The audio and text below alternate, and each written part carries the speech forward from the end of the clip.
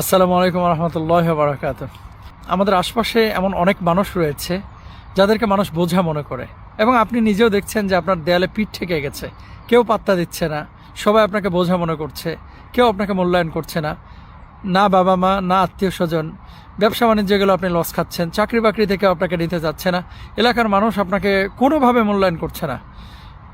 মনে রাখবেন, আপনার জন্য একটা দরজা ওপেন আছে। সারা পৃথিবী আপনার বিপক্ষে চলে গেলেও আল্লাহর রহমের দরজা কিন্তু আপনার জন্য ওপেন আছে। আসলে আপনি ডাকার মতো আল্লাহকে ডাকতে পারেন না, বিধায় আপনি নিজেকে অথর্ব মনে করেন।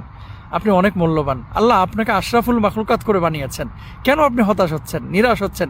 গোটা পৃথিবী আপনার বিপক্ষে চলে গেল, আল্লাহ যদি আপনার পক্ষে থাকে, কেউ আপনাকে টেনে ধরে আটকে রাখতে পারবে না। এই জন্যে আল্লাহ বলছেন, ওমাইয়াত্তাকিল্লাহ জাআল্লাহু মাখরাজা। যে ব্যক্তি আল্লাহকে ভয় করে বিভিন্ন পথ অবলম্বন করবে, আল্লাহ তাআলা তার জন্য শত শত পথ উন্মুক্ত করে দিবেন। ইয়াজআল্লাহু মাখরাজা, এত পথ আল্লাহ তাআলা তার জন্য উন্মুক্ত করে দেবেন। শেষে কি হবে? ওয়ারযুকহু মিন হাইসু লা ইয়াহতাসিব, এমন রিজিক আল্লাহ তাকে দিবেন যেটা সে খেয়ে গণনা করে শেষ করতে পারবে না। এজন্য সারা পৃথিবী আমার বিপক্ষে গেলেও আমি সৎ থাকার চেষ্টা করব। আপনি সৎ থাকার চেষ্টা করেন, হতাশ হবেন না, নিরাশ হবেন না। মুমিনের জীবনে হতাশা নিরাশা বলতে কোনো কিছুই নেই। আল্লাহ আপনাকে আশরাফুল মাখলুকাত বানিয়েছেন, এটাই তো আপনি শুকরিয়া আদায় করবেন। এবং আপনি যে মুমিন, ইমানের দৌলত পেয়েছেন, আপনি পৃথিবীর সেরা ধনী। সুবহানাল্লাহ।